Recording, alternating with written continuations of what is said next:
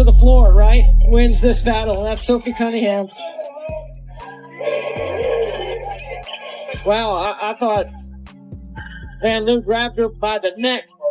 Sophie, thankfully and fortunately, let that one go. They both got up smiling. What just happened in the WNBA has fans stunned, and it all started with one play that took Caitlin Clark out of the game. The Indiana Fever were battling the LA Sparks when everything turned ugly. A brutal hit on Clark left her down, the refs said almost nothing, and then Sophie Cunningham stepped in and said what no one else would. Her post-game comments lit up the internet, not just because she defended her teammate, but because she exposed something much deeper happening in the league. Are players really targeting Clark? Are the refs turning a blind eye? And is this just about one hard foul, or a culture war brewing inside the WNBA? As fans demand accountability and questions pile up, Cunningham's words might have just cracked the lid off a growing tension that's been boiling for months. Stay with us, because what you're about to hear could change how you see the WNBA forever. Sophie commits a hard foul on JC Sheldon. Again, as JC Sheldon is going up for a layup, Sophie bear hugs her